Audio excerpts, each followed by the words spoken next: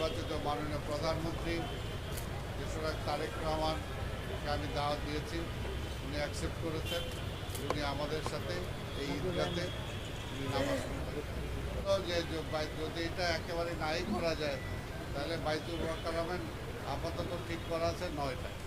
শৃঙ্খলার সাথে কথা হয়েছে আমাদের, এটা আমরা আমাদের মিটিংও করেছি। শুধু আইন শৃঙ্খলা না, এটার সাথে জড়িত যত সার্ভিস ওরিয়েন্টেড যে সমস্ত সংস্থাগুলো আছে সবার সাথে আমরা মিটিং করেছি এবং আরেকটা মিটিং আমরা করব, আবার লাস্ট একটা মিটিং করব এবং সম্ভব হলে মাননীয় মন্ত্রীও হয়তো একদিন আগে আসতে পারেন দেখতে।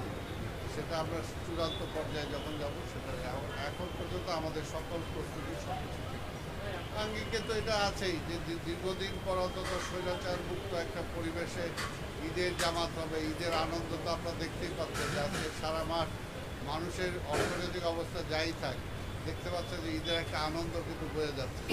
কাজে আমরা তো বিশ্বাস করি যে এবারে ঈদটা ঢাকার নাগরিক জীবন একটা ভিন্নতর অবস্থা নিয়ে আসবে। এই জন্য আমি এবং মাননীয় প্রধানমন্ত্রী এবার এখানে নামাজ পড়বেন। কাজে এটা তো স্বাভাবিকভাবে ঢাকাবাসীর জন্য একটা আনন্দের ব্যাপার। এবং তারা এখানে আসতে চাবে, ওনার সাথে মিট করার চেষ্টা করতে যাবে, ওনার সাথে নামাজ পড়তে চাবে।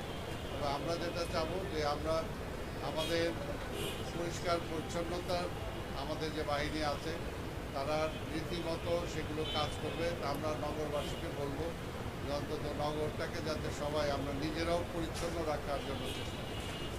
কোনো অবস্থাতেই যে সমস্ত জিনিসপত্র তার সাথে বহন করা যাবে না, ধারালো বা অবজেকশনমূলক যে সমস্ত কিছু আছে, সমস্ত পার্টিসিপেন্ট যারা আসবেন, নামাজি যারা আসবেন, ওনাদেরকে সদয় অনুরোধ করব ওনারা যাতে এমন কোনো কিছু না আনেন যাতে সিকিউরিটি পয়েন্টে কোনো হ্যাম্পার হয়। তবু যে এবার ঈদটা যাতে আমাদের জীবনে একটা সুন্দর দিন বয়ে আনে। আমি নগরবাসীকে জানাচ্ছি অগ্রিম ঈদ মোবারক।